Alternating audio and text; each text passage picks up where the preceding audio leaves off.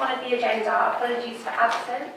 I think we just have Councillor Durkan, who is on his way to the airport, may or may not make the second half of this meeting. Item 2, declarations of interest. Item 3, to agree the minutes of the last meeting, pages 4 to 11. Do you agree?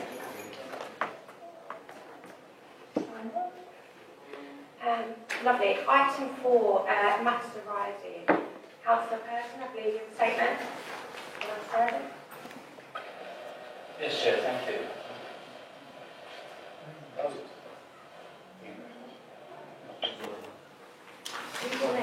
Members will recall that on the 7th of December 2017, they were informed which of the bidders had submitted the most economically advantageous tender in respect of the provision of the domestic waste and recycling collection and allied services contract.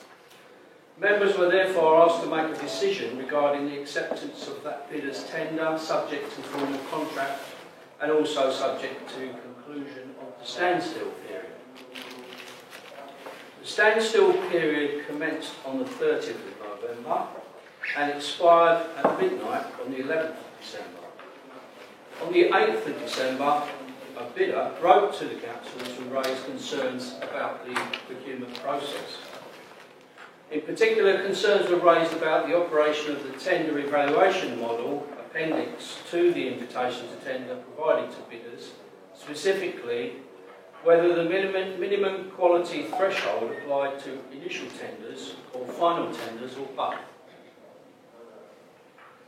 Officers gave careful consideration to the observations made during the standstill period and took advice from the council's external legal advisors. Officers concluded that the instructions to bidders in respect of the tender evaluation model prepared by the council's consultants could have been clearer.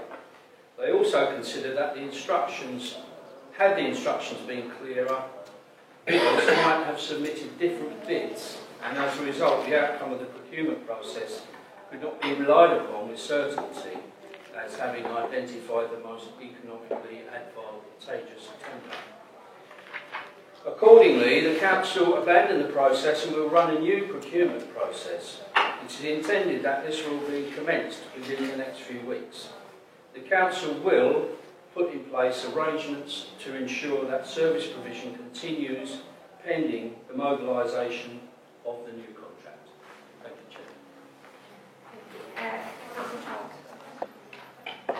Chair.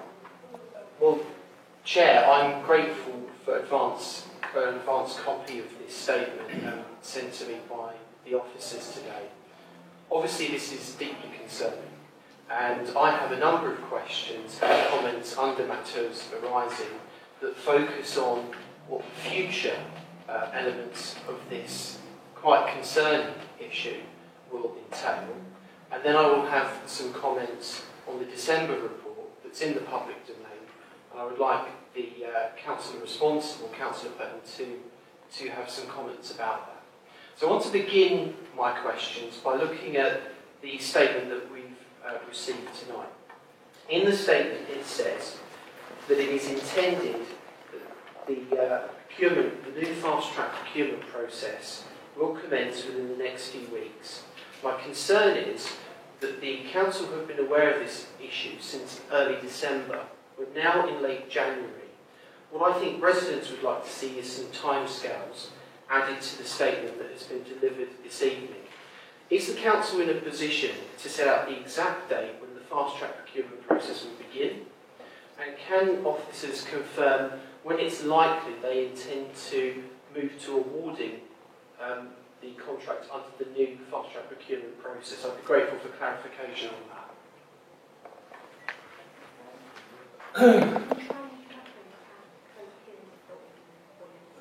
It's fitted. Okay. Well, I'm surprised that Councillor Charles has asked this question, because the answer to the question he's just put is in the answer to the question that he submitted formally, and which he's been provided with the answer in writing today. If I can read his question for him. If there had been a challenge during the tender process, what would the impact on waste collection if a new contract is not agreed when the current contract ends on the 30th of June 2018? And the answer is the Council will shortly commence a new procurement process which can be completed before the expiry of the current contract.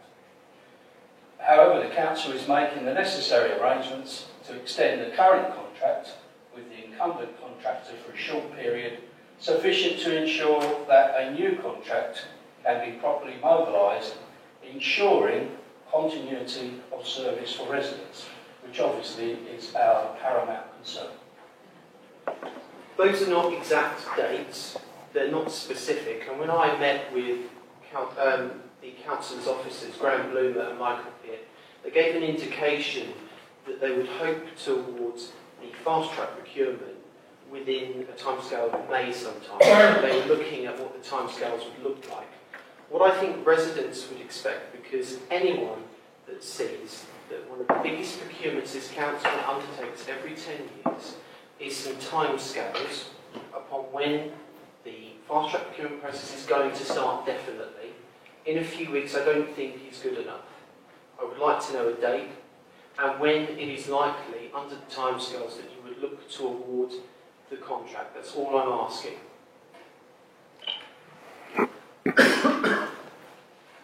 Well, Chair, I'd love to disagree with Councillor Charles, but I would have thought the most important thing to residents is to know that there will be continuity of the service, and that's what we are guaranteeing. And we're coming to those questions. The issue around the timescales is important because it takes, as officers have told me, 6 months to mobilise operations for the new waste contract. Now, the particularities of that mobilisation are very technical and complex because if it is a new tender, they may have to procure new vehicles. Those vehicles are bespoke build. There is a timescale element added to that. And it's not just the vehicles, it's all the systems and operations that go hand in hand with taking on what is a very large-scale contract. So if under the estimated time for the contract award, which was said to me by officers, it's more than likely going to be May sometime, the issue is that it takes 6 months after that date to mobilise, and the deadline for when the current contract ends is on the 30th of June. I'm going to come on to whether or not the Council has agreed yet an extension to the existing contract. But does the portfolio owner not recognise the complexities of the mobilisation period and the 6-month period it takes to achieve that? Councillor Charles, I think your question's been answered about timescales, so I think the portfolio holder said everything on that. We will continue to keep the opposition informed as we get exact timescales and exact what's going forward. Working towards it will be business as usual, and residents will not see an issue with their waste collection. I think it's the most important thing. Exactly. I think we'd all agree. But I think you've had your answers on timescales. Did you have any other questions, Councillor Charles? I have several, Chair, but we haven't been given definitive timescales. I will make progress now. The next question I have, given that we're obviously not able to talk about the legal issues of the current situation, but given that there has been a challenge, what preparations is the Council making in terms of legal contingencies for if a legal issue arises as a result of the fast-track procurement process? Are there any additional contingencies they're putting in place to manage legal problems in anticipation, given where we are at the moment and the challenge that has already arisen? I would have thought it would be sensible to put in contingency plans to manage any of those sorts of situations.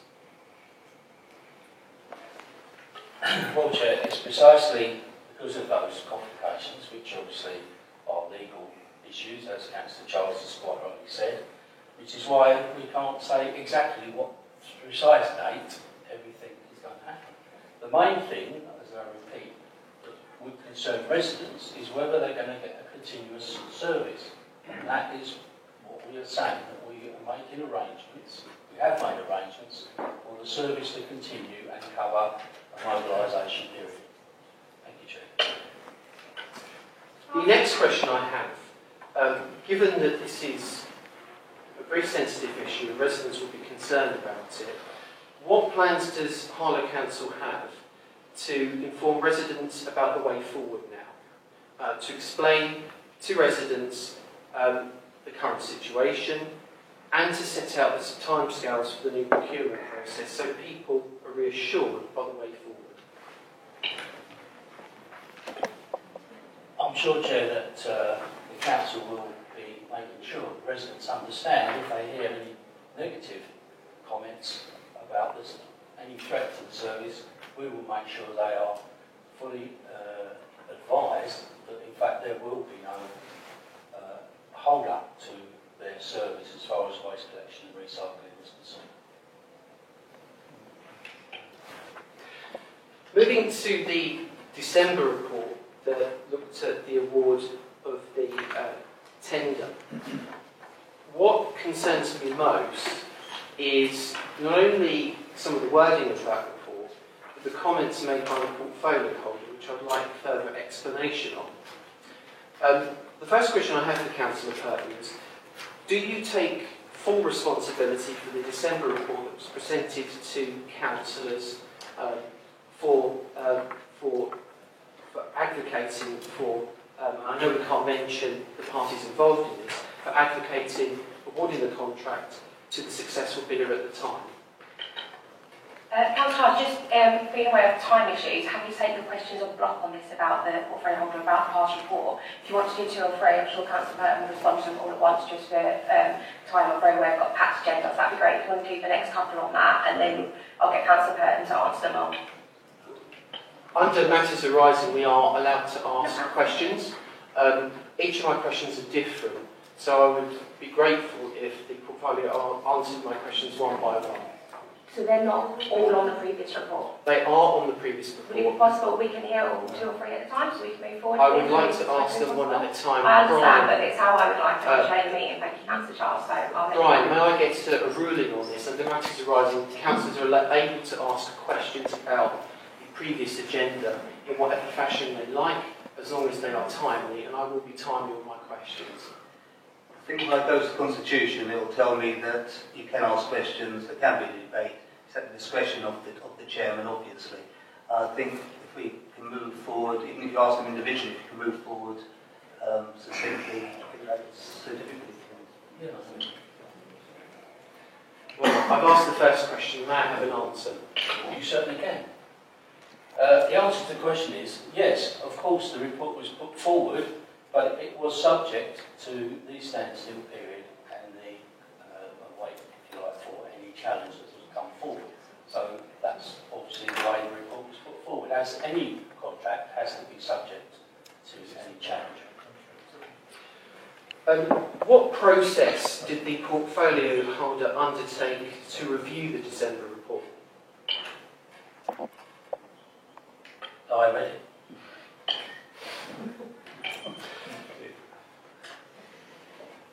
When the portfolio holder introduced the report, he said the following, and I quote, "We have gone through quite a complex 2-stage tendering process to select a contractor for next June onwards. And I have to confess that I have not been as involved in this as I have been involved with the local plan process." Councillor Purton, do you think it would have been important to be fully cited on all the issues of the waste and recycling contract, given it is one of the biggest procurements this council undertakes every 10 years?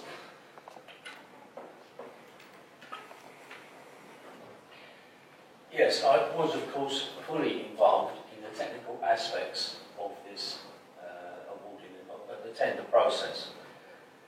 As everybody knows, it was a 2-stage process. The first stage was almost a procedure where we gathered market information. It was a tendering process intended to, if you like, expose anybody who obviously wouldn't be able to carry out the contract at all. So, sorry to interrupt, but I think we're in danger of going, with respect to Councillor Purton, we're in danger of going over ground that I think might give us a problem. Well, can I just say then that obviously I'm not a solicitor. And I fully respect that, Brian. To help the portfolio holder, because I'm conscious that it's in no one's interest to go over current legal issues, and I very much respect that, Brian. I'm asking about his involvement in the process of the waste contract. And he said, in his own words, I have to confess that I haven't been involved in this as I have been involved with the local plan process. On the biggest procurement, the portfolio holder has admitted he wasn't that involved in the process. But I make progress now. Excuse me, Chair. Can I just say, I was involved in the process as much as I needed to be involved in the process, but I was pointing out that I obviously had a lot of other responsibilities at the time. I had a number of meetings with the officers that were preparing the contract, and I was satisfied with the technical aspect. Going to end of my questions on the December report, but I have some other further future questions for the Council. Under the December report, on page 259, there is the comment: the Council has completed a lawful competitive tender process, thus mitigating the risk of successful contractor challenge. And we can't talk about the legal issues, but clearly this misled opposition members, because there has been a successful challenge, as has been relayed in the advance statement that we have heard tonight. That raises serious questions. Does Councillor Purton regret saying those words in that report? I think we've covered everything on that report, and I think Councillor covered that. We're not going to go into things that will get us into legal money territory at this current point. I'm now moving on from the December report, and the public will listen very carefully to what Councillor Purton has said tonight. And this is a very serious matter, and I'm surprised at some of the responses from the portfolio holder. Some of the issues tonight have culminated in what has been a complete mess. The statement itself says that the Council has had to abandon... Chair, on a point of order, I thought this was questions, so it seems to actually being engaging in rather a long speech now. Could we move on, please, Chair? I think all these questions have been answered.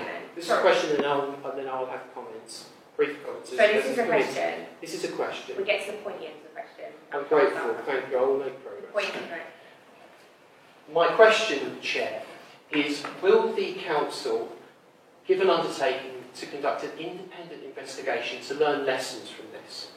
And will they invite another council to act as an independent investigator to look at what went wrong, what lessons can be learned, so that councillors can have a report and then debate this issue? Because I'm conscious that all councillors will want to understand what went wrong with the biggest procurement this council undertakes every 10 years. So I think it is legitimate that we have an independent investigation to learn lessons and move forward on this. What are Brian's thoughts on that? My thoughts are that since this started, if you like, since December the 8th, whatever the date was, we have engaged external lawyers who weren't involved previously. They have given us advice and continue to give us advice. I think we've been on the phone 4 or 5 times to them only today.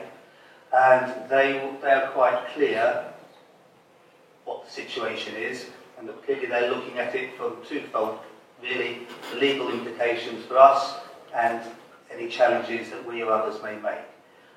My feelings are that at the end of that process, I'm quite happy to do a report to members based on what they have said and advised, and we always do lessons learned after anything like this.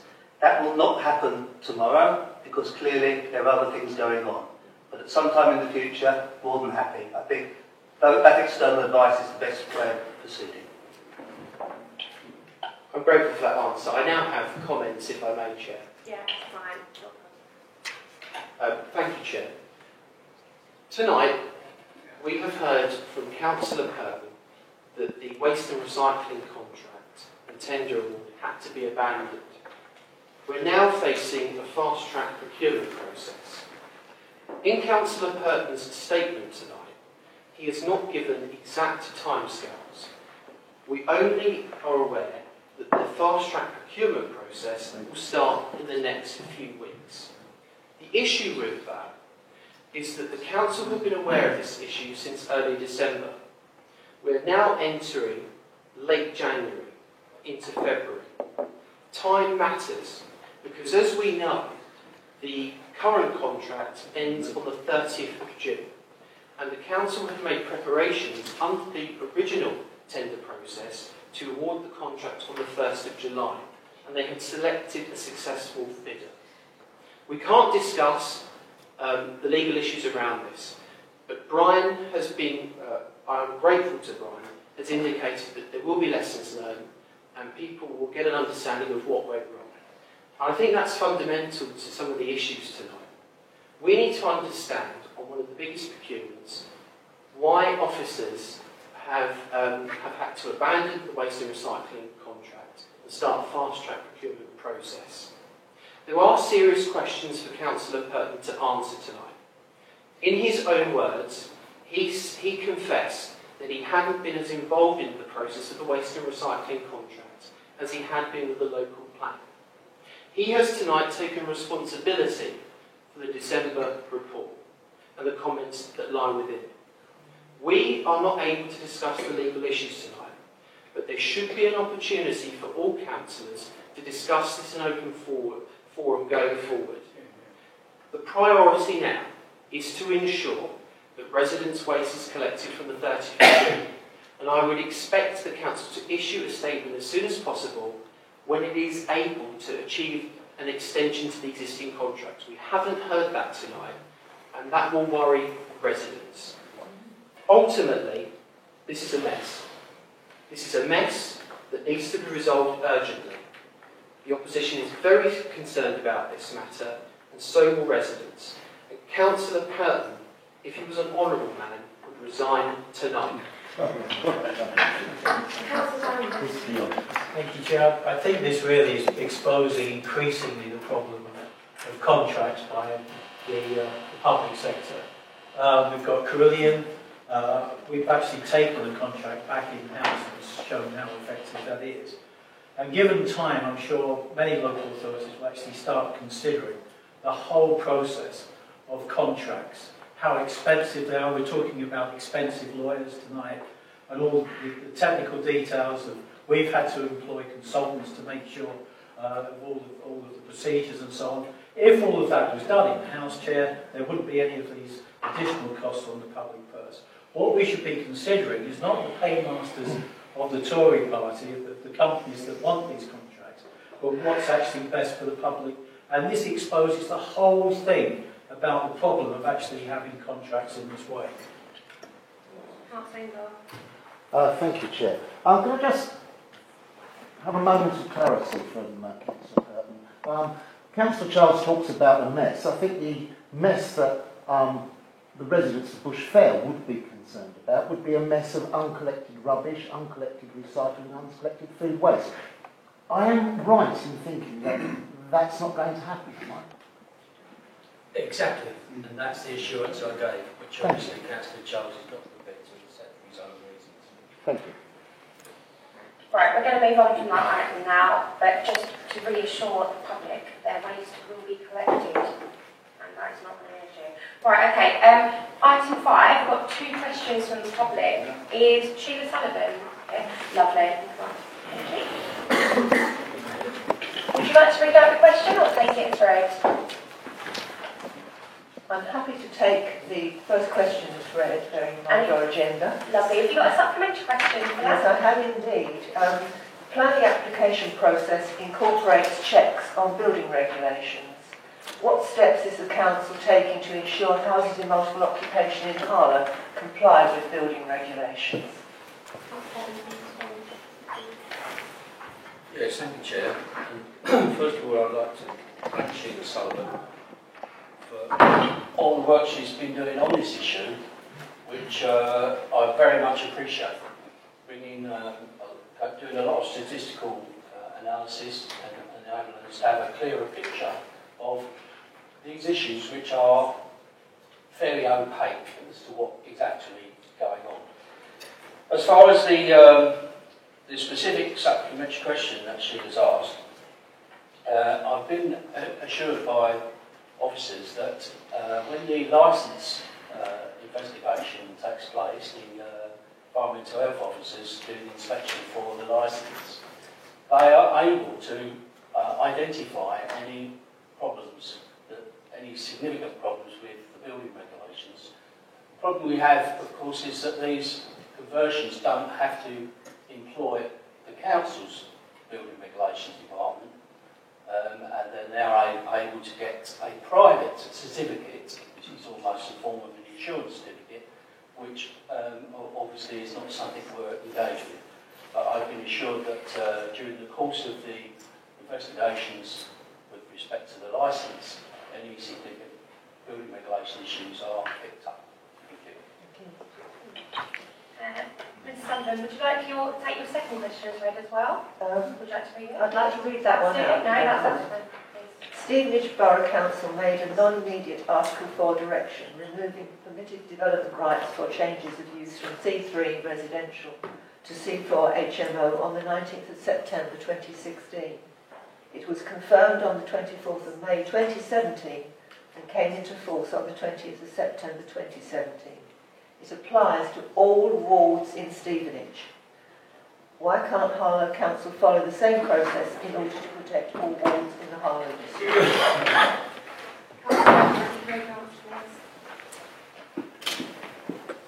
Thank you, Sheila.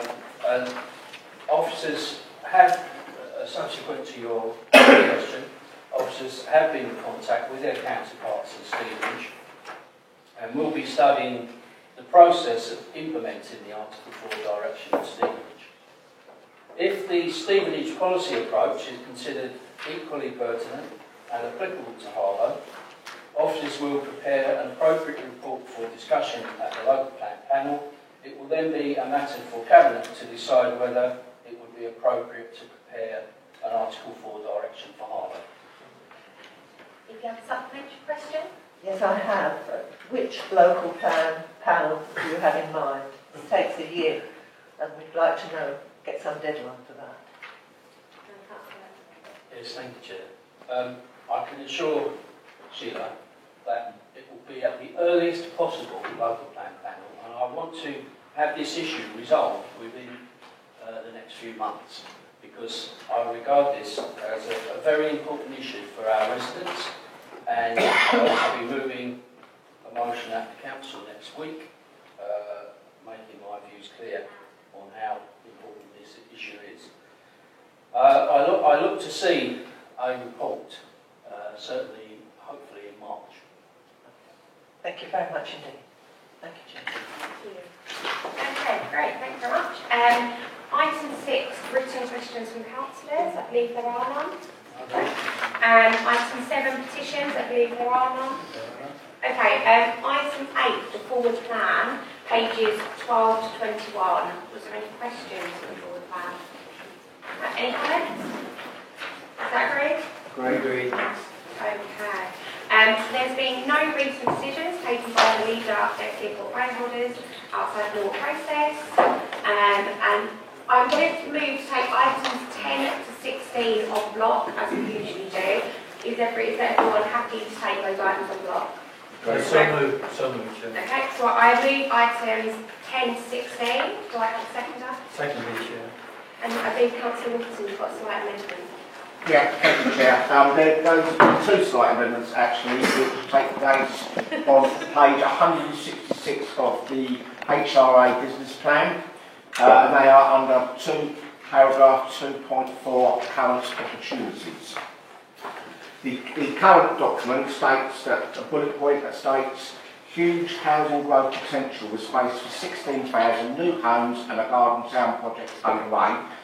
I'd like to amend that to huge housing growth potential with space for up to 16,000 new homes in and around Harlow in the current local plan period, with the potential for more in the future within the Gilston Park development along with a garden town project underway. I'd also, Chair, like to move under the same paragraph the bullet point that states £250 million investment in Harlow Enterprise Zone, building on Harlow's ICT and manufacturing legacy and creating 1,000 new jobs. I'd like to amend that to 250 million investment in Harlow Enterprise Zone, building on Harlow's ICT and manufacturing legacy and creating up to 5,000 new jobs. Okay, thank you, Councillor. While I'd obviously save the main debate for next week, it would be remiss of me not to say a few words on moving such important documents to the Council. This year's budget has been a huge success and has shown what the difference stable financial management does of this Council. Since 2012, the Labour administration has been working towards the point that we get to this. It shows how decisions we've made over the past few years, mainly taking the contract and creating HTS, has shed dividends to the Council that we are now able to pass on to the Council taxpayers in light of the Council tax freeze. Our corporate plan is streamlined and more efficient, and we'll set our clear vision for the next year for the Council. We've got a strong medium-term financial strategy that looks over 3 years and the long-term financial management of many of our beloved services such as Playhouse, Pets Corner and other discretionary services. This is all under extremely difficult times with government's cuts still hit us hard and actually it's because of the decisions that Labour Council has made that we're able to weather some of those. And provide a pay increase for our staff, council allowances are frozen, council tax freeze, no service cuts, and a secure future for many of our beloved services. So I'm not going to say any more, I'll save that for next week, and I'm sure there are questions. Who would like to start? Councillor Susan. Thank you, Chair. Can you give us an update on what's happening regarding the cash office? Yes, we have been reviewing where we are with the cash office decision. We are at a place where we decide we don't think that due to the financial management and listening to people that it is necessary for us to close the cash office in this year. We are going to spend the next 2 years looking into ways of trying to engage even further of people moving out of the more using cash office into other routes of paying. And to allow us to finish implementing the rest of the customer service plan, and we'll then do a further update to the service plan in around 2 years. But the cash office will not be closing this year. Can I ask one more question, Chair? Are you going to go out to consultation on this, please? Well, the consultation was whether to close or not. We listened to people and heard the hesitations, or around some of the other customer service things that we decided that obviously for the next 2 years. That's that we're going to look into it. Obviously, any decisions we do take will be obviously consulted on, and we'll do full consultation now. But we have heard from many of the housing panels, leaseholder panels, many of the residents that have come forward, and we take that into account. Thank you, Chair. I'm very grateful that we on this side, we were one of the many voices that were asking for you to reconsider your decision to close the cash office. I know my colleagues, Councillor Charles and Councillor Castle, were very keen advocates that you really rethink this decision, so I'm glad to hear that you responded to our calls to hold fire on that decision for a moment. I'm just curious, what consultation did you actually take place with? We were just wondering what consultation was already taking place regarding the cash office, before I come on to my next questions. Sorry, that was due to take place over this year, and obviously to lead on to that and to make the final decision. We've obviously heard from that we don't feel that at this point a formal consultation to move forward in formal process it is necessary because we've heard many of the opinions on it. So we think that actually the best and the most responsible decision to do is to spend the next 2 years shooting with some of the channel shift. We do need a bit less people that, if they can pay by direct debit, can pay online and can pay in other places to ensure that happens. But we do realise that we need to do a big push around that, and the team are working up at the moment on how we do that. And then obviously, if we do need to revisit any of the rest of the customer service plan, any of that, we'll obviously do a consultation before any decisions were made to make any major changes. But that's where we are at the moment. Thank you, Chair. A couple of quick technical questions before I go on to anything else. In the item under the General Fund Appendix B1, I noticed that there is an addition to the budget over the £60,000 for the playhouse. It mentions security and income. I just wondered if I could have a little bit more detail as to what type of security we are now providing, what the necessity for that is. So it's actually increased over the last year and has put some pressure on the funds, so we felt we had to address that within it. But we always had some security for some evening shows for our staff, just on the doors and around, it's an open venue. Staff started to raise some concerns during the day with some users coming in and maybe using facilities inappropriately and then feeling concerned. And there was a couple of instances at a couple of shows, perhaps children's shows that didn't expect to need security, that we felt that it was in the best interest to increase that, to have pretty much a security guard there when it is open at all times. It's not major issues, but enough for staff to feel concerned. We feel like the interests of our staff and the public are best served by increasing that. It was an increase which kind of made within existing budgets, but felt like that should be a permanent increase going forward. Thank you. The reason seems sensible, but you can appreciate £60,000 is a lot. I just wondering, has the council made any sort of had in communication with the police or to see if they might first of all patrol the area before we spend £60,000? We did, and we have worked with both community safety team and the police, but I'd say it's becoming a bit of a bigger issue that needed addressing on a day-to-day basis. Unfortunately, that level of support wasn't able to be provided. As we understand, they can't be outside the playhouse every time that it's open, and it was felt necessary for in the interests of staff. It was one of my main concerns, but the public as well, that it was just the best course of action. Thank you, Chair. Under the continuing on, under Appendix C, just a technical question.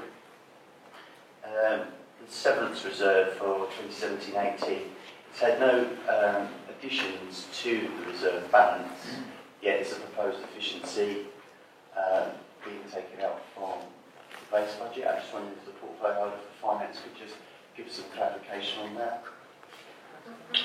Yeah, we've reached the total that we actually need.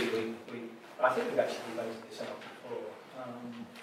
And we don't need to actually put any more money into that particular pot of money. I think the Am portfolio I correct in thinking that we're not putting any in this year, and that is where the efficiency was, because it was in the plan? Am I correct in believing that, Councillor Davis? What I thought was okay. I believe the portfolio might have just slightly misunderstood what I was asking. I'm not talking about 18-19, I'm talking about 17-18. In the proposed movements and earmark reserves, there isn't a contribution going in, but it is a proposed efficiency, so you have to have it there in the first place to take it out. And I just wondered if the portfolio could elaborate a little bit further. So, Simon. Yeah, if I can just clarify the point, the base budget sits within the general fund, and that contribution will be made as part of the year-end closure of the accounts.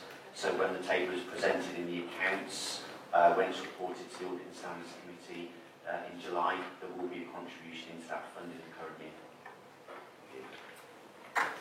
Thank you. I'd now like to move on just to try and get an understanding of general logic behind the way the budget was put together. We noticed that the funding of the playhouse has been brought back into the general fund, away from the discretionary services fund. I won't espouse an opinion one way or the other on that, but in previous years when we were in administration, we funded the playhouse from the general fund. We were often accused of not budgeting for the playhouse for the long term. We were told this was an irresponsible thing and it was better to actually fund it from a discretionary services fund that had at least a 3-year life. You're bringing it back into a 1-yearly cycle now. Have you had a rethink on that logic, and perhaps maybe it's not an imprudent thing to do? This is an incredible rewriting of history. When we became the new administration, you had actually put into, I think you actually called it the big fund or something. You had Big actually Society Fund, Chair. Yes, you had actually put it into the Big Society Fund. You'd actually properly funded the Playhouse when we took over for the first year of when we took over. The second year you actually ran, and then not just the Playhouse as well, paddling pools, the nature reserve, and everything else, that you actually ran that down. And by the third year, there was very little going into those services, and by the fourth year, no money would actually be paid to those whatsoever. So you can rewrite history if you want. It has taken us a long time to find the money to be able to properly guarantee the life of those organisations. In the next 2 years, that's exactly what we're doing. Why? Because we're going away from private contracts. At the end of the day, you saddled us with the Kier contract for an extra 5 years, and those shareholders have been rubbing their hands for the last 5 years. Suddenly it's payback time. Suddenly HTS is actually paying back. A non-profit organisation is paying money back to this authority, and that's how we can actually guarantee these services. Sorry, Chair, it's completely missed the question. No, I haven't. It's opened up a whole new can of worms for me. My point was, and the beauty of having our friends from your Harlow filming most of these things is we can always play it back and see the arguments played out. When we were in administration, yes, we did set up the Big Society Fund and we funded that. We never shut down the Playhouse, which is what happened when we were in administration previously. The Playhouse remained open. I'm not sure what you mean by run down the discretionary service fund, as you now call it, the Big Society Fund. Is there a question? I do appreciate that you have Is there a question in this? this? There is a question in here, because in order to ask the question, we have to understand. I was trying to understand the logic. I said that when we were in administration, originally we would fund it for 1 year out of the general fund, which was perfectly normal. We then created the Big Society Fund, where we created funding for a great many number of years. We was accused of not funding the Playhouse and giving it a long-term future. We funded it from the general fund budget, and we did it in the Big Society Fund.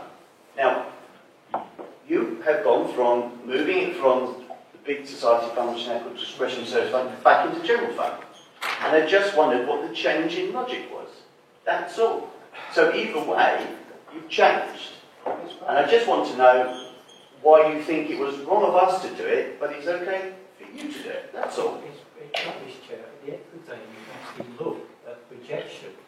When we took over 2012, 2014, 2013, 2014, you ran those projected budgets over those 3 years down to nothing. By 2015, there was no money for the museum, there was no money for Pets Corner, there was no money for the paddling halls, there was no money for the Playhouse. We can find the accounts and actually refresh your memories. So if you've actually got this amnesia about when you actually came and did what you did and left us the very, very poor situation that we inherited, if you want to rewrite history, that's fine, but we can find the figures and show you how you projected the rundown of all of those areas. We've had to grapple with this. The government has actually been cutting the grants year on year. £15 million has come down to £12 million. And it's only because of the way in which we've handled these finances and been able to actually go in with HTS to actually make sure that people in Harlow are now going to be the beneficiaries and actually guaranteeing these services. So you can actually argue with me, Russell, as much as you like. We can provide the figures tomorrow to actually show you the projections of how you ran those services or projected to run those services into the ground without any support whatsoever. All I'd add, just briefly, is just that obviously I can't comment on anything before I was a councillor. I wasn't here when you were in opposition. For the whole time that it's been in my portfolio, we've always talked about having it in the short and medium term, and obviously using the discretionary fund as best we could. But there was always a long-term vision to find a more permanent solution for us writing that back into the budget, meaning that it was in there was a more long-term solution after finding that working in partnership just wasn't going to work to how we wanted the service to be provided. Chair, I'm grateful the Playhouse is being funded. They do wonderful work there. I went there at Christmas with my children. Fantastic organisation. I just want to know why we can change on a sixpence like that. My next question, and the question was very skillfully judged by the portfolio So, my next Actually, question. had personal abuse of these meetings as well. I don't think we need to talk about abuse, Councillor Durkin. Okay. Dan, speaking point. My next question, if I may, Chair, moving away from that subject.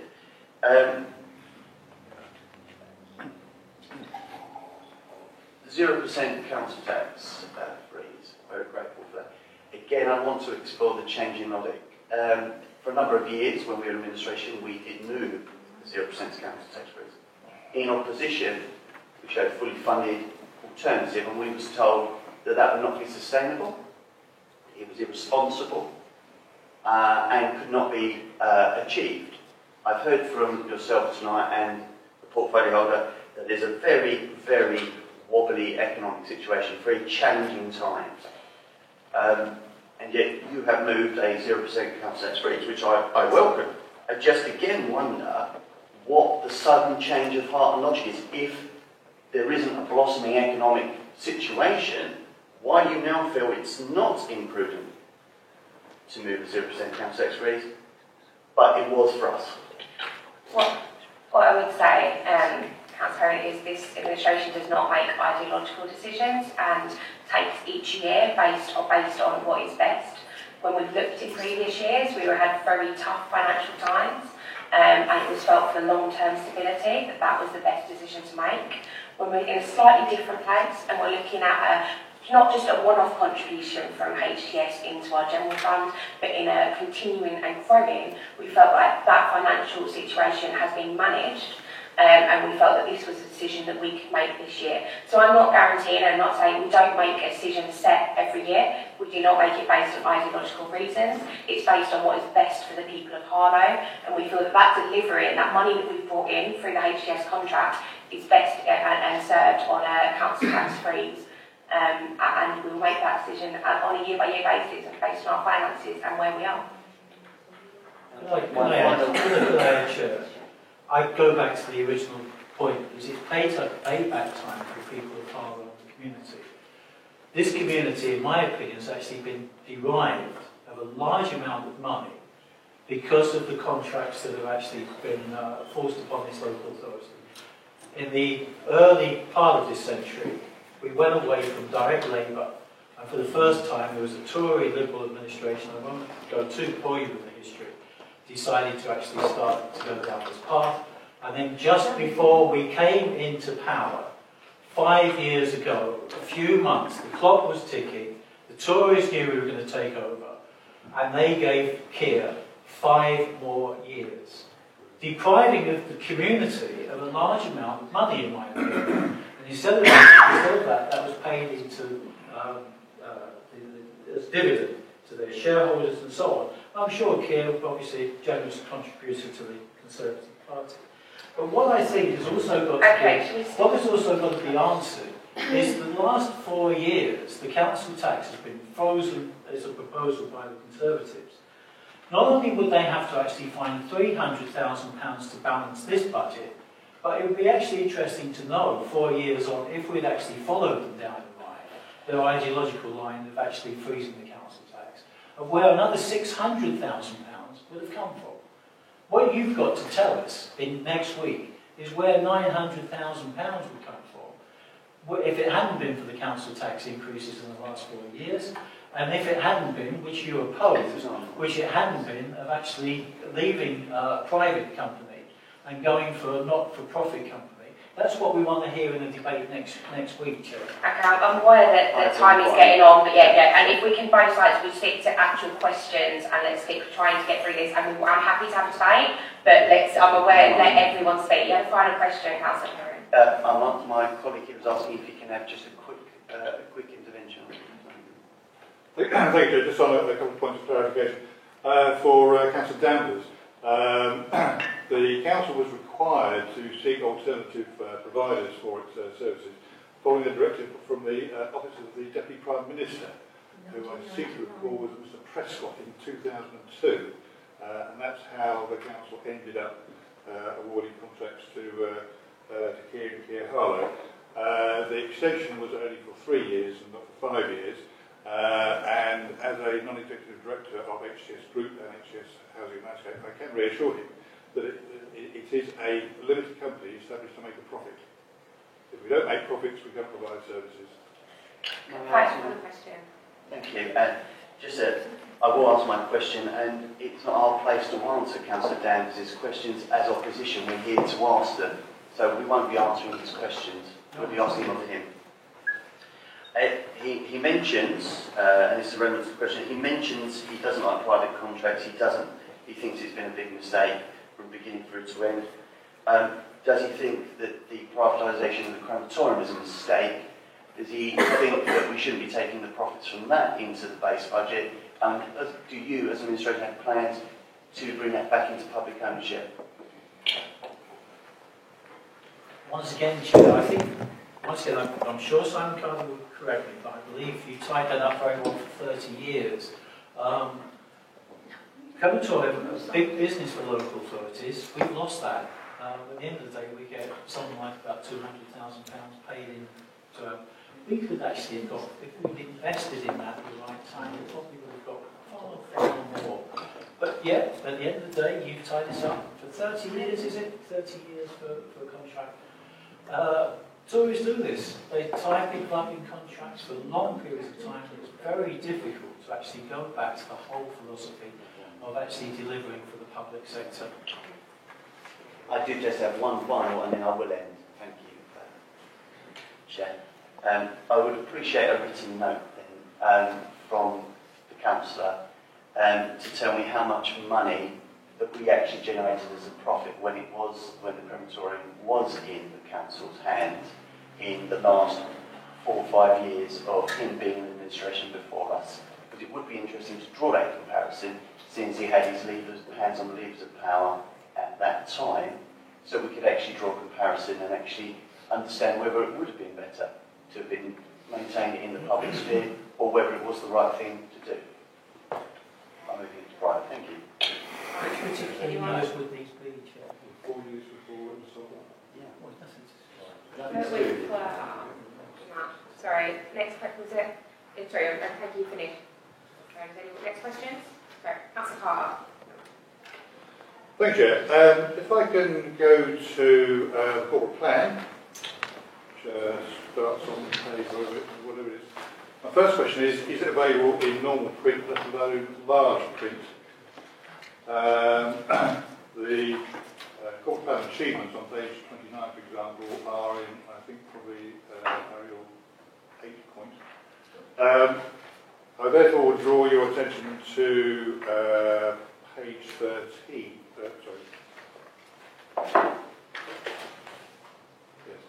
Page 13.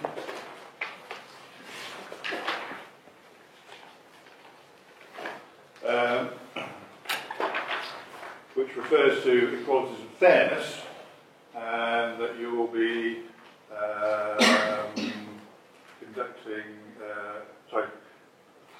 ensuring appropriate equality training is rolled out to and taken up by all officers and councillors, reviewing and updating the corporate equalities policy for the next 3 years, and developing a corporate equalities action point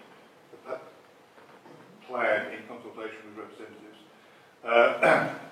Why does this need to be doing now when we've been chasing you for a equalities policy for the last 18 months and it's only disappearing now? And I also need to refer you to section 140 of the Equalities Act 2010 and the Public Sector Equality Duty. And whilst I'm on the corporate plan, on page 27, there's a heading, Sarah Harlow to be proud of. Now, when I was at school, a preposition was a word you didn't end a sentence with. It should be a town of which you are proud, or we are proud. If I could move on to the HRA business plan, page 156.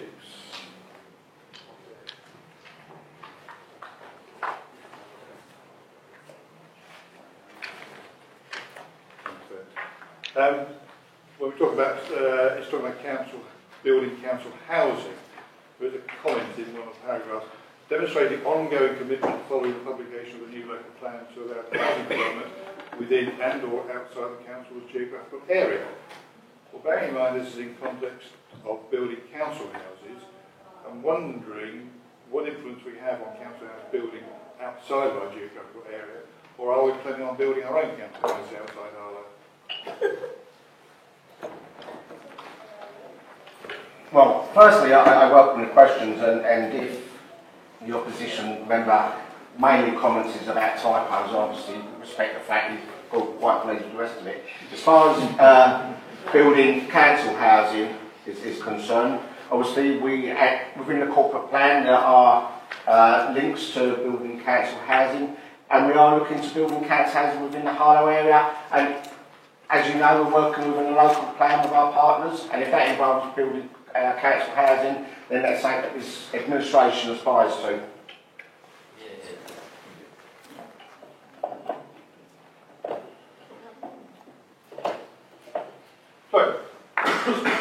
So, just to clarify, so your plan is to build Harlow council houses outside of Harlow?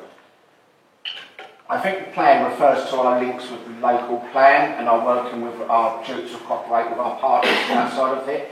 If that means that, for instance, the Stansted Area Partnership many years ago brought building council housing out of Harlow for Harlow people, if there are similar examples where we can work with our partners to build council housing which benefits out of Harlow, the people of Harlow, then we are looking at those options within the local plan and within housing.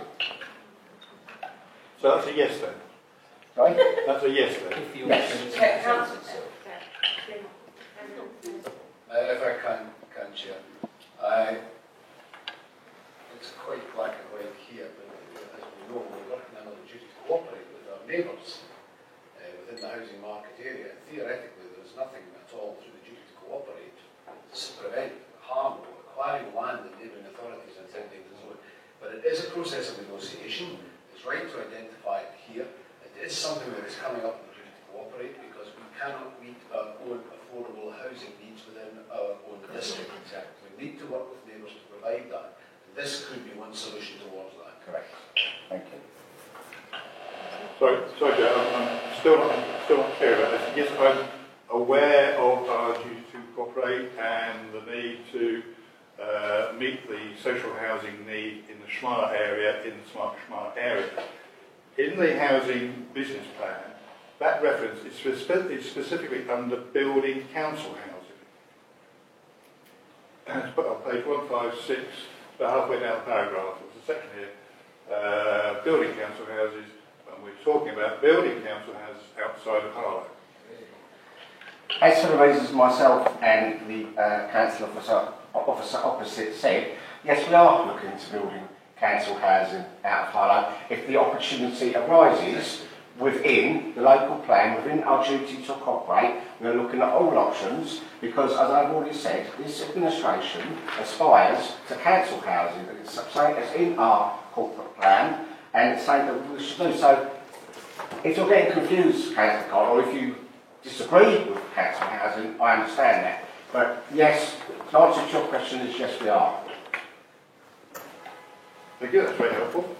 If I can move on to page 175, paragraph 3.10.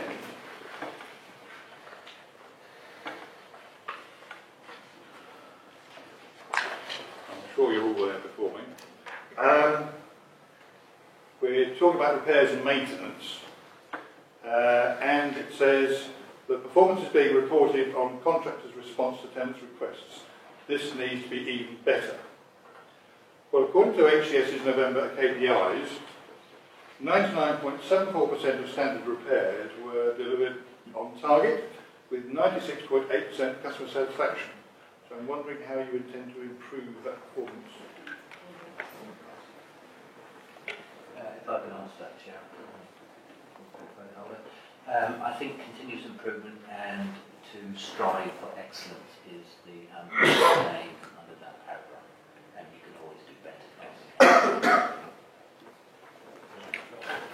We can always do better, yes. Moving on to the housing revenue account budget, as we're taking all these things together. Page 234.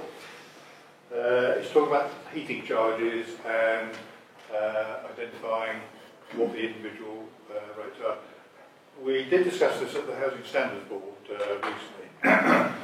Just seeking clarification, guidance as to whether research is going into a simpler way of achieving this, because at the moment it's taking 3 years to actually deal with 1 year's spending. And I know a number of the residents, particularly in the shelter housing schemes, are as confused as, well, they are extremely confused as to how much they should be paying, how much they paid, and what they should be paying. Yes. Thank you. Is that your question? Who's next? Charles? Are we moving to debate? Was there any more questions? Everyone happy? Questions? Okay, yeah, debate. Thank you, Chair. I would save the majority of my comments for full council and the debate on the budget, but I just want, as we traditionally set out the Cabinet meeting before full council, to make it very clear that this opposition will be putting forward an alternative proposal, as is responsible for an opposition party. What we have witnessed over the last week is chaos in this administration. You only have to follow the Twitter feed of the former leader of this council to recognise there are problems. The key theme of our budget comments at full council will be very clear. We are the party that will offer confidence to Harlow, confidence for people to invest in this town. While the Labour Party draw the daggers from their back, we will get on with the job. Well, thank you, Councillor Charles, and rest assured this administration will be passing a budget next week that will provide continued stability for this town, and one of the best budgets that I think I've seen under administration. That shows the hard work since 2012 and coming in the Labour administration has made. But we will hear this all next week, I'm certain. Okay, so if housing site east of Harlow, bullet point I should have been deleted as agreed at the last Cabinet. And also under education infrastructure, later on in the document, I gave a commitment to Councillor Perry to include a reference to schools as partners, including the Academy Trusts and independent schools, which again was supposed to be added, but has not been added. I can give assurance to members, this time I will personally carry out the editing on a computer to make sure it actually happens, because as far as I'm concerned, when I give an assurance in this chamber that something will be changed, I want it to be changed. Unfortunately, these amendments were not made in time for this meeting, but they will be made when the document is fully published. Thank you, Chair.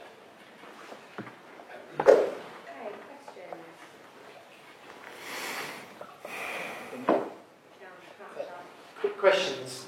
Quick questions first, Chair, and then comments later. Councillor Purton will be surprised that I have some positives from the local plan.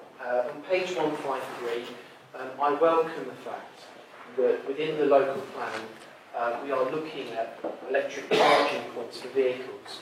As in the next 10 years or so we progress towards electrification of vehicles, I think that is a prudent decision for any local authority to factor that in. What I would be interested to know is, are the council looking to undertake a feasibility study of where practical it would be to put these electric charging points? Obviously, at a later stage, before we installed them, we would obviously work out where they would best be placed. Sounds yes.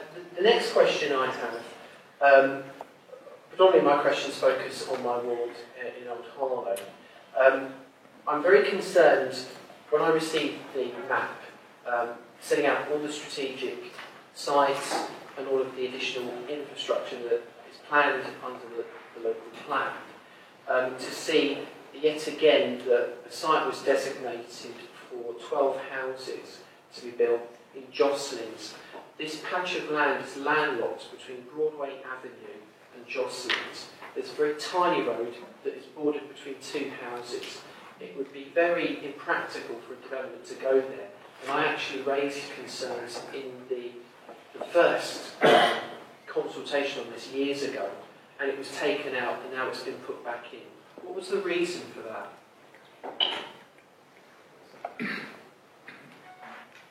Chair, thank you.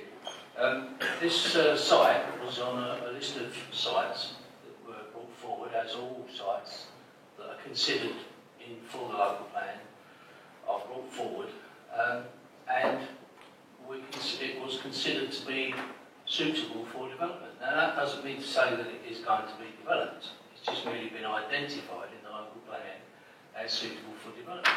It requires, in order for it to be developed, it would require the owner of the site to come forward with a planning application, and that planning application would obviously be subject to the normal consultation and consideration by the Development Management Committee, and obviously I don't decide what happens there. So this is identification of potential sites.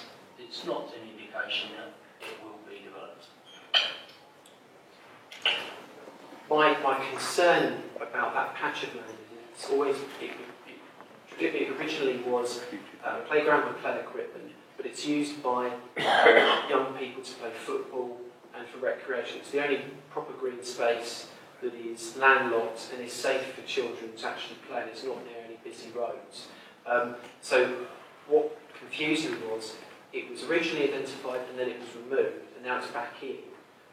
What was the process that was gone through to actually put it back in again to the list of potential sites? So I'm just a bit confused about that, because it has been removed and has been put back in.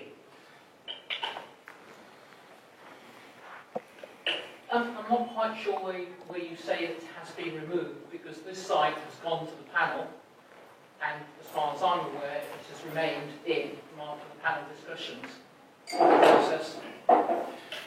Yeah. Obviously recently it's been put back in, but in a previous version of the work that was undertaken for the road plan, it disappeared from the list. That was my concern. I appreciate what Councillor Byrne has said, though. This is just, it's been identified, but obviously there was no planning permission been granted and no further steps have been taken. I'm just flagging it is an issue and residents are concerned because it's an important recreational space. So I just wanted to flag that.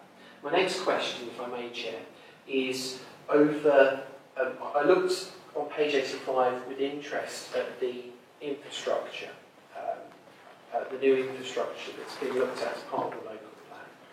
And of course something was drawn to my eye, which was the access route for strategic housing, for the strategic housing site east of Harlow. Gildon Way is becoming ever more congested with planned developments which I've opposed, Junction and Survey which I've opposed, and now additional, there are plans to have additional turn-offs. It's going to place an awful lot of pressure on Gildon Way.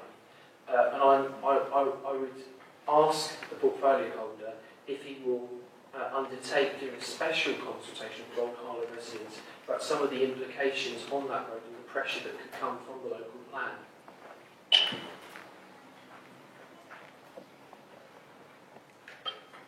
Thank you, Chair. Well, first of all, obviously, we don't control the highways, but obviously we can make representations. Councillor Charles will be aware that on Tuesday night, the local residents were encouraged and agreed, in fact, to play a positive, engaged role in these developments, and I think that's what residents need to do. They need to get organised and get involved, because that's the way we can ensure that what eventually emerges, and I have to say at the moment nothing is certain, everything is up for discussion. When eventually the details are brought forward, it'd be far better if the residents have been engaged and actually approve of what's being done, rather than wait for somebody else to make the decision and then oppose it. My final question, I've got comments after my colleagues have asked questions about particular areas of interest of the local plan to them, is yes, I mean, of course I was there with Councillor Hurton, and one of the concerns of residents was that they will not have a say over where the strategic sites are going to be placed, because of course a full council was voted on and the administration put forward that the East of Harlow should be one of those strategic sites looked at for development. We're going for a Regulation 19 consultation instead of a Regulation 18, so all the residents can complain about is the policies that would dictate future development. I urge, and it would be remiss because this is something we have consistently argued for, I would urge Councillor Burton to think again about the consultation process and allow residents, like they have in other local authorities, to have their say directly on the strategic sites that the administration has pushed on with. Thank you, Chair. Well, I'm surprised that Councillor Charles has made this point again, because I was at the meeting on Tuesday night with local residents, and one of them complained to me about the fact that they needed to be consulted again about these sites. What they were interested in was what was going to happen to the sites, and that's when they agreed to become positively involved in developing the master plans and the infrastructure for these sites, which is the way to get the best outcome for local residents. Yeah, I've got a question. It's on page, I think it's 368, is the housing allocations. Number 3, reference number 3, land east of Catherine's Way, west of Deer Park. This has always been a playing field. I notice this is now down under this housing allocations with a dwelling capacity of 69. I knew nothing about this being on this plan until I read this local plan. This playing field has been there ever since I've known Harlow. It had a football pitch on it for many years, and then when football started to die locally, it was made into a playing field, and it was continually cut, and many families play all sorts of games on it. Then a colleague, a council officer, the late Darren Fazackerley, was told about some frog orchids that were on the top part of this piece of land. The piece of land itself has got a higher part, then there's a hill and it comes down to a lower part. But there were frog orchids, which apparently are quite a rare species of plant, on the top part of this land.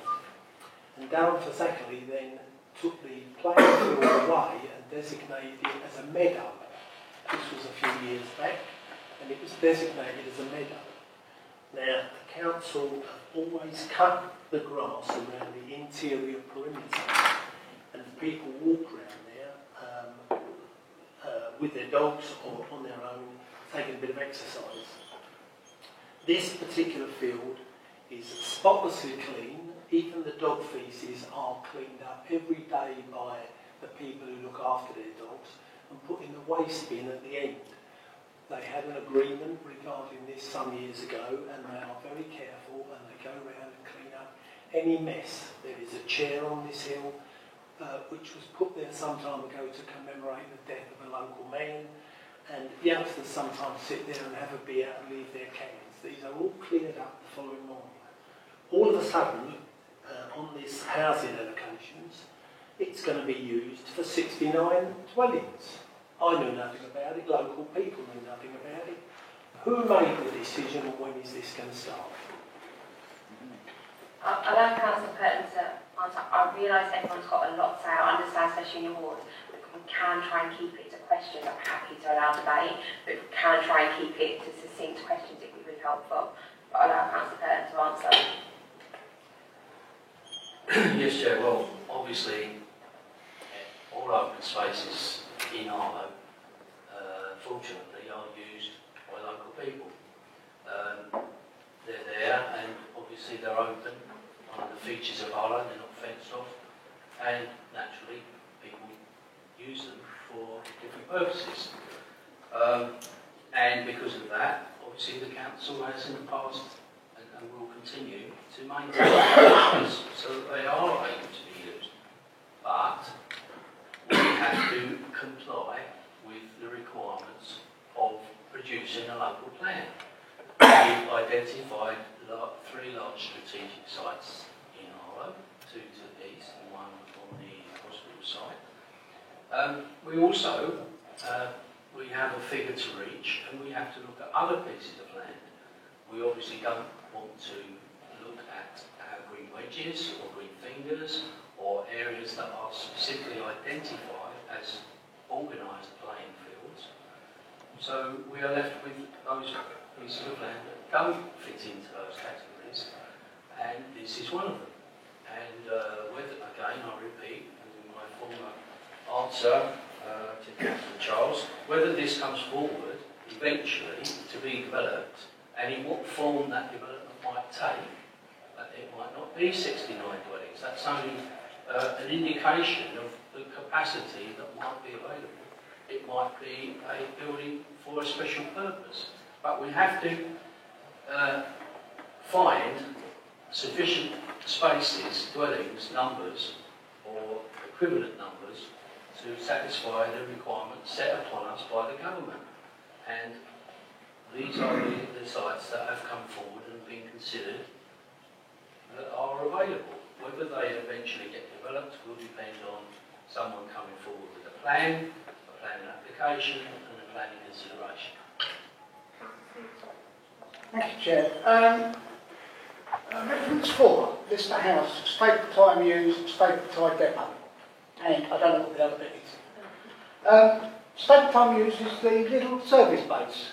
Are you going to therefore looking at that to demolish the service base? And if that's the case, where will the owners of the shops be going? The second question is the fence. I remember in December we were at Pound Wood together regarding the damage in Pound Wood. Yes. Now, the Fennels Park, where we're actually digging a hole now, was one which is for the overspill of the water. Is that where this is going? No. Are you sure about that?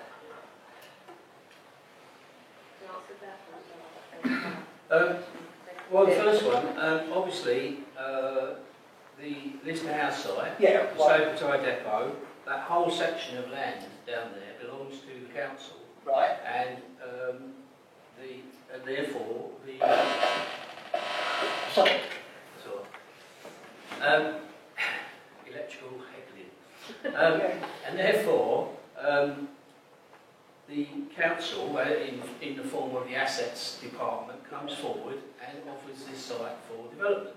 Now, it may be that eventually, when the plan comes forward for whatever is going to be designed for this area, there may be some shops left in it, or there may not. But obviously, it would be silly to look at the Lister House site separately from the Staple Tie Depot site and separately from the other site. They're all being considered as a contiguous area for redevelopment. In other places, such as Clifton Hatch, there was a redesign which resulted in housing, but also shopping and community facilities. I mean, all these things depend on what some imaginative person is going to come forward with. At the moment, we have to, for local plan purposes, prove to the government inspectors that we have identified sufficient land to deliver the number of dwellings we are required to deliver. That's all this is at the moment.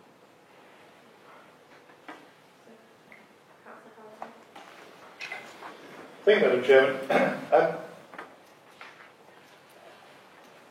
If I can refer to page 320 under housing, paragraph 121.23, which relates to the questions from my colleagues. The report says the boundaries indicate the extent of the allocation area, but they do not necessarily reflect the extent of the land which will be developed. Fair enough. But the question is, do they indicate where approval will be given in principle? So are these areas now blighted and merely waiting for somebody to come along and develop them?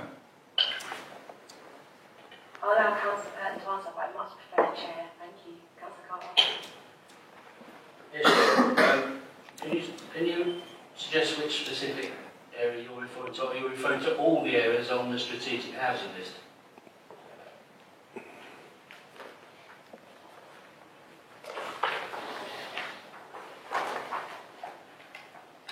I am referring to page 320 of the agenda, the policies map, housing, housing allocations including the strategic housing site are shown on the policies map. The boundaries indicate the extent of the allocation area, but they do not necessarily reflect the extent of the land that will be developed. Exactly. So you talked about all the areas, not a specific. So I'm talking about all the areas. So you draw a red line around it, and that is an area which will be designated for residential development. Yes. And that is a given. It can't be used for anything else. If somebody comes along with an application, there will be a presumption to build. That is the point in including them on the strategic housing list. But what the point in the report is making is that because an area is identified as a strategic housing allocation, does not mean that it will be completely covered with housing. Because obviously, whenever any housing scheme is designed, it has to have certain elements as well. Even large sites have to have schools and things like that, and also open space and play space and buffer zones and so on.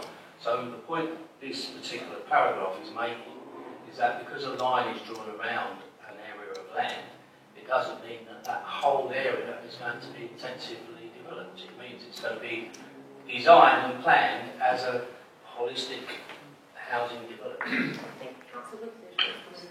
I just asked a question. Oh, sorry, I was trying to finish. No, Right, sorry. I didn't realise the quicker coming in. I'll give way to Kathy Carter. I do have one or two more.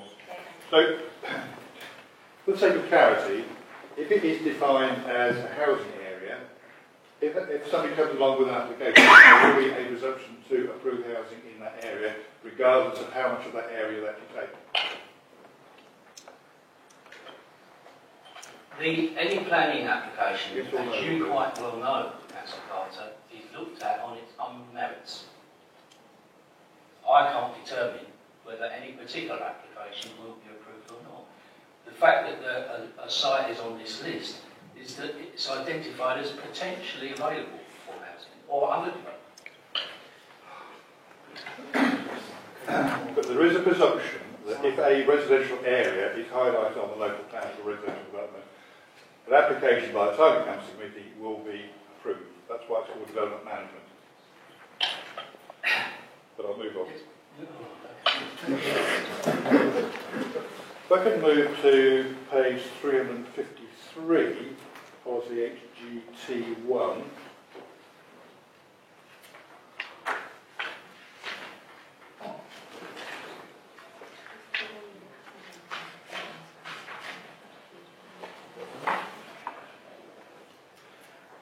Where we're talking about the Harlow and Gilston Garden Town.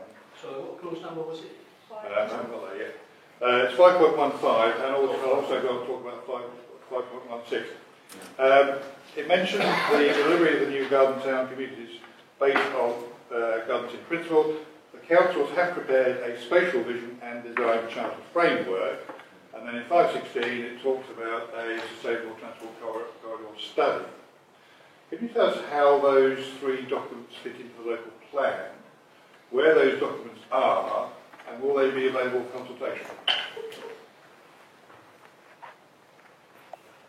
They are to be considered at a workshop, and if you want me to give you the date, I can, but it's in the next few weeks. Can I say they were to be considered at a workshop in December? It was cancelled because the weather was so atrocious that nobody could, because people were coming from different places, they couldn't get here. And so the organisers, which it wasn't us that organised it, it was the consultants themselves, they had to cancel that meeting, and it's now been rearranged for the 8th of February, Thursday the 8th of February, and that's when both the spatial division and the sustainable transport corridor study will be discussed. That's very helpful, Madam Chair, but Chair, could you stop interrupting me, please, while I'm speaking?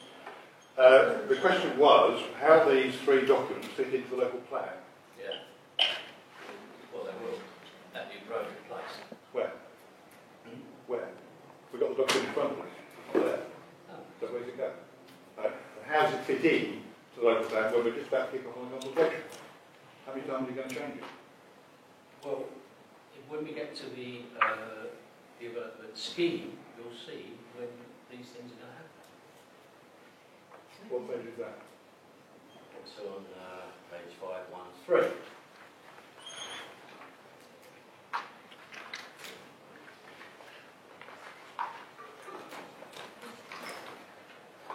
Any further questions on that, or shall I let Councillor Wilkinson come in with a question while you? Yeah. Yeah, Councillor Wilkinson, do you have any questions on that? Thank you very much, Chair. My question to the relevant portfolio holder is following the questions from the opposition about the dwelling capacity and the numbers. Could he explain to me the consequences of not having a plan, the consequences to the council, and more importantly, the consequences to the people of this town if we don't have a plan that adds up? Well, I think the consequences are quite well known in that they've happened to a number of councils in this area. In fact, their plans rejected. And then, first of all, they have to go back and start again and try and fulfil the requirements, which you can't get away with. You have to fulfil them. The problem is that in the meantime, if you haven't got an approved local plan, then you can be subject to developer applications, which in areas that you don't want to be developed because you are unable to defend the town against those applications because you don't have a local plan. So there's consequences to us not being able to get an approved local plan. And part of getting approval is that you're able to satisfy these numbers. Thank you. Thank you, Madam Chair. Just ending on a positive note, on page 438, H5, accessible and adaptable housing. Policy reads, all new dwellings must be at least building control part M4 brackets 2 standard for accessible and adaptable homes to meet the occupier's future needs, and in addition, major residential development must provide building control part M43 standard dwellings for wheelchair users. I'd say this is very welcome, particularly the emphasis on must.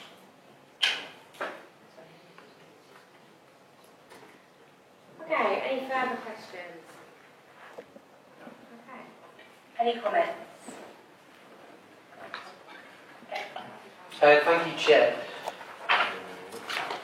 Throughout the local plan process, we have been very consistent in our objections to strategic sites that have been outlined by the administration. Obviously, I am deeply concerned about the impact on my own ward in Old Harlow of the prospect of the east of Harlow development going ahead. 2,600 dwellings is the capacity for that site. And then there are the implications for that strategic site, the additional road infrastructure that needs to go in place, the issues around other infrastructure like schooling, facilities, etc. I'm also concerned by some of the implications of the management of that development area. And I was grateful to Graham Bloomer, who provided a briefing to me to set out some of those implications within the local plan.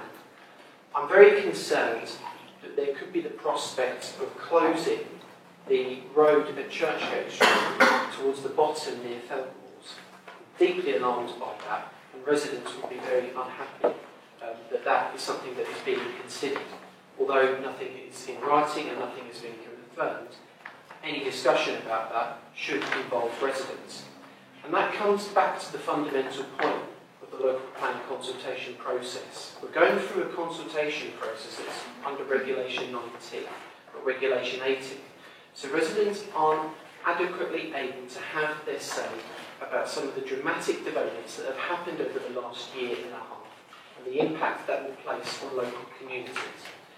That goes for the rest of the strategic sites that we have consistently opposed as an opposition.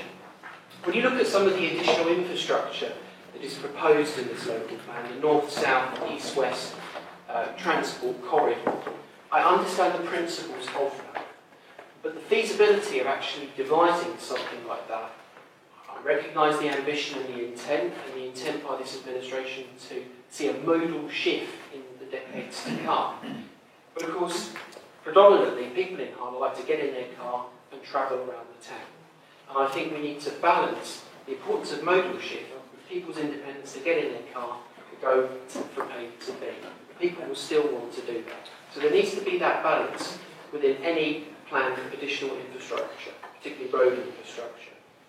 I'm also pleased, and Graham confirmed this to me, despite the inclusion in a previous draft that was sent to councillors of Travellers site to the east of Harlow, that has been removed. So all the hoo-ha that we had at the last cabinet, saying, oh, we've got to have it in, well actually it could just be removed.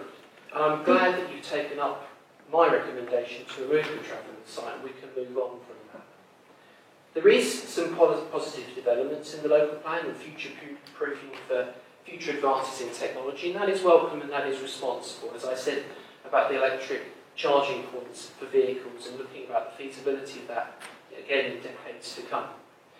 But of course, Councillor Burton and Councillor Wilkinson talked about the consequences. Well, the consequences of the administration's plan seem to be that pockets and communities in this town run the risk of being completely altered, completely altering the fabric of what they were and what they stood for. Village communities that will be swamped by excessive, unsustainable developments. And that is something that I could never support. I concur with the statements that Councillor Giles just raised. The main problem we have here is the fact that this local plan has not undergone adequate consultation on where the strategic sites will be placed. So people do not have the opportunity to voice their views on where the housing is going to go. No one would argue that we don't need more housing. The fact of the matter is we want to be able to have a say as to where the housing is. In my part of Harlow, where I represent residents of Sumners and Kingsmore, there's been no consultation from the council about potential developments to the south and west of Harlow. When things have been mooted in that area of the world before, people were talking about potentially 2,000 homes going down. The road network is not sufficient to cope with that kind of increase in traffic. So it's not so much the fact that we have new housing, and it's not the fact that we're not consulting on the procedure of this. It's the fact that the administration continues to set up a false dichotomy that if we don't go through this process, then we are in violation of government dictate and we can have things put upon us. No one's saying we shouldn't go through this local development plan process. What we're saying is, whilst doing so, we must consult the residents on where these strategic sites are going to be placed. And that is not happening. Councillor Charles talks about the way people like to move about and enjoy the freedom of being able to get in a car when they want. We must also consider that many of the people in this town are self-employed, and that many people rely on their own transport to carry a large amount of goods, tools, and such like. And it is not sufficient enough to just assume that people are going to change their travel habits just because of some new transport corridors. So, all in all, people just want to be consulted on the main meat of this, which is, where is the housing going to go? Because as it stands at the moment, they have no say whatsoever, and that goes against all the laws of natural justice.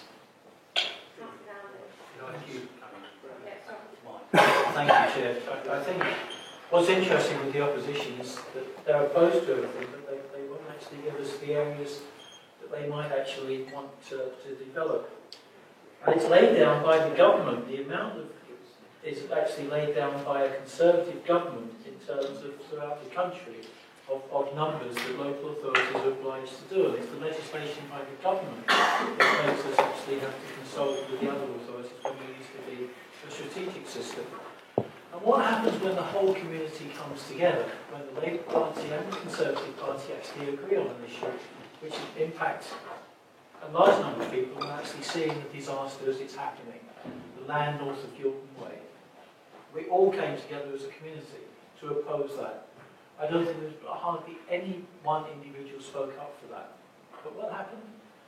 Went up to the government ministry, and Pickles, who's now retired, put his signature to that act. We have to obey rules and regulations like anybody else. Conservatives came up with alternative sites, then perhaps I could actually have a lot more respect for what they're saying, Chair. And the other thing is, we've been crying out for an M11 bypass for ages, and yet the Essex County Council are prepared to actually spend money in their favour. The A12 is being fully given 3-lane treatment. The A20 is being taken on from Braintree to Marks Tay. But when it comes to it, there is no money in the pot for a Harlow bypass from Essex County Council, which really would relieve a lot of the traffic pressures. So let's set the record straight. We're doing our job, and we're doing the job to the best of our ability in a very tightly knit town that's actually got very, very tight boundaries indeed. We'll set regulations by the government of how many dwellings that we can have, and we've had to fulfil that. And we have an opposition saying, we don't want this and we don't want that, but we're not really telling you where we do want things, and that's not really the name of the game either. A lot of us would want to see any playing fields developed whatsoever, or any open spaces. I, for one, would actually agree with that. But reality is what it is, and this local government and all the work that's actually been put into it by councillors of different political persuasions needs to be actually congratulated, and Danny in particular needs to be congratulated for the hard work that he's put in for well over a year now in making this come about. Yes, just to try to bring this discussion to a positive end.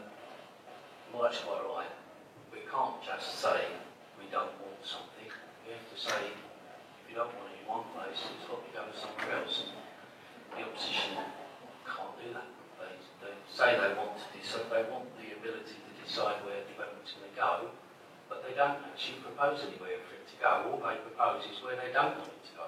But I want to end on this positive note, which is it's my ambition through discussions with the County Council and hopefully working up towards a joint scheme that we actually not only look to, through these documents, to bring about marvellous housing provision for new residents of this town, but we also think about the existing residents, because they live in estates that were planned, some of them 50 years ago or even more, and they need their estates looking at as well. And as well as looking to new development, I'm determined that we should also look to improve the existing street scene in our existing residential areas. Thank you, Chair.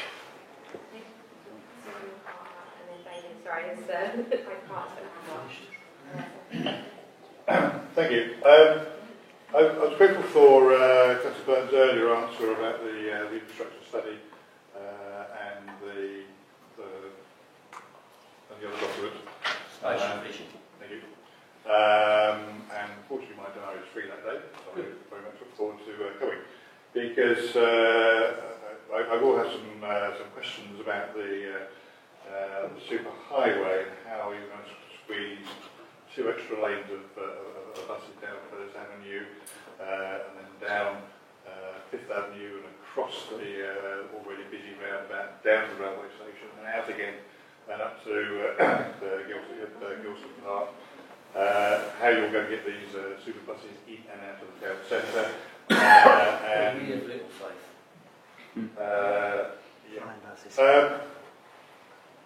a bit concerned about the fact that the opposition are not putting up alternatives. So refer to page 364 of the agenda, HS1 housing delivery. You'll see that the Harlow OAHN is only 7,400 dwellings. But Harlow, for reasons best known to itself, has set itself, not the government, Council Danvers, the council, Harlow Council has set itself a target of 9,200 dwellings, which is some 1,700 more than is actually identified over the next 30 years.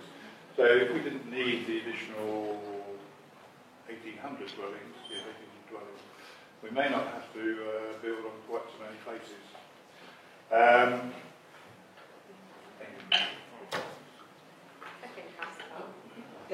Thank you, Chair. I agree with Councillor Person in the fact that the local plan has to be sorted out. You can't just leave it. If you leave it, it's going to be imposed upon you. So I've got no problem with him at all coming up and getting on with the local plan. My big worry is that, yes, the government, this Conservative government turned around and wanted these particular houses. But prior to but we had it imposed upon us, or we're going to have it imposed upon us. Prior to this, John Prescott did exactly the same. So he proposed that we were going to have piles of houses everywhere in exactly the same way. It goes back and back and back. So don't let's get into those sort of arguments. My big problem is that we have many people who are homeless. We have thousands or hundreds of thousands of people coming into our country every year, making the problem worse. Now, we need housing for these people.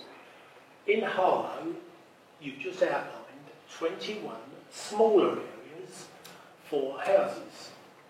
Once we take up those smaller areas and plant the houses on them, we're going to be imposed on again in some time to come. And we'll only have the smaller little green wedges and the smaller little fingers. And pretty soon we'll have no green wedges, no green spaces, nowhere for people to run about and do anything. Sometimes you have to say no and stay at the counter. No, just come back. Well, first of all, let's make it absolutely clear to Councillor David Carter that we are not building on any green wedges or any green fingers. Yeah. Which is what you said. No, I said yeah. Oh, yeah. Well, we won't ever. Let's get that absolutely clear. Yes, obviously, every government since the Second World War has tried to ensure that we plan for the housing that the population of the country requires. The difference when we had, what was his name? John Prescott. That's the guy. The difference when we had John Prescott, when we had regional planning, was yes, we were told the numbers, but we got the infrastructure at the same time. The difference now is we're required to provide the housing. There's no way which they tell us how we're going to get the infrastructure apart from having little bits of money here, little bits of money there. So obviously they've now finally come to their senses and they are talking to us about a development corporation, which is what we are discussing at the moment. The last point I want to make is about the point that Councillor Simon Carter raised. Yes, it's quite true. We decided to come up with a higher figure than at the time the OAHN proposed, although those figures are constantly going up, and there's no doubt probably now we would have had to put them up anyway. But the reason we put them up was because if you we calculated how much social housing we needed, and we were only going to get a certain percentage of each development. And in order to get the amount of social housing we needed to have the total number extended. And that was the reason for it. There was a specific reason for it. It wasn't just that we decided to build more housing. So, thank you, Chair, and I hope we can now get on and pass this. Great. Right, so let's take the vote now on item 17. That's pages 300 to 514, and we all agreed. Right, great. Moving on from that. Item 18 is 515 to 593, the Town Centre Area Action Plan. Again, Councillor Burton. I know, speaking of well, obviously this is a similar plan, development plan, specifically for the town centre. It's at an earlier stage of consideration, and I'm sure all members will welcome the fact that we're going to have to regulation 18 consultation, because we are at that stage. The document that you have in front of you is an options paper. When you do an options paper, I have to say the data that's in the report is excellent. If you like, gives us a picture of how the town centre was developed, what the policies were, what the strategies, the approach that Frederick Gibbard employed, and how that has to be changed to suit modern conditions.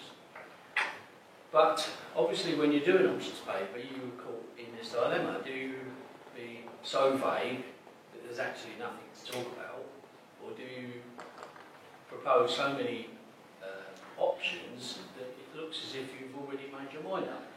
And I think this report very carefully treads the line between those two extremes and gives us an idea of the issues that need to be addressed, some of the possibilities that are open to us, and yet gives the opportunity for everybody to have an input and to express their own views, which will be taken into account in the consultation.